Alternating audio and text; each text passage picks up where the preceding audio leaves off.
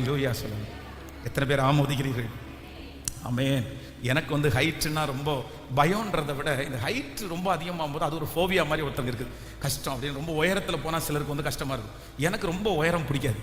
ரொம்ப உயரத்துக்கு போனான்னா ஒரு மாதிரி எனக்கு வந்து பயமாக இருக்கும், இல்லைன்னா வந்து விழுந்துருவோமோன்னு தோணும், அந்த கான்ஃபிடென்ட் இருக்காது. ஆனால் பாஸ்டமாவுக்கு நேராக ஆப்போசிட்டு, அவங்களுக்கு உயரம் ரொம்ப பிடிக்கும்.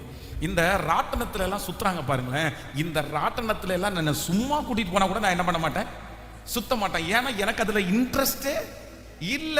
அட இதுல போய் ஏன்டா சுத்துவானே, மேல போய் அவன் நிக்க வைப்பான், அதுல நெஞ்சு படப்படன்னு அடிக்கும், திருப்பி கீழே இறக்கி விடுவான், இதுக்கு எதுக்கு இந்த ரிஸ்க் எடுக்க வாங்குவேன், அப்படி நம்ம எதுக்கு போய் சந்தோஷப்படணும் அப்படின்னு நம்ம நினைப்போம். ஆனா இவங்களுக்கு ராட்டனத்தை பார்த்தா என்ன தோணும், இவ்வளவு வெயிட்டா இருந்துட்டு ராட்டனத்துல ஏறுனா அவங்களுக்கு அது பிடிக்கும். அப்போ ஒரு டைம் ஒரு 5 இப்பெல்லாம் டைம் ரொம்ப குறைவா இருக்கு. ஃபர்ஸ்ட் ஒரு 5 இயர்ஸ்க்கு முன்னாடி அப்படி போகும்போது ராட்டனத்தை பார்த்தோன்னே ஏறணும்ட்டாங்க, போகலாம் அப்படின்ட்டாங்க. எனக்கா சுத்தமா பிடிக்காது. அப்ப நான் சொன்னேன், அதுல ரெண்டு பேரை உட்கார்ற மாதிரி இருக்குது, எனக்கு இது ஆகவே ஆகாது. இவங்க வந்து போகலாம் அப்படின்றாங்க. அப்போ சார் இல்லை சார் 2 பேருக்கு தான் டிக்கெட்டு, எனக்கு இல்லைங்க, எனக்கு ஒத்துக்காதுங்க.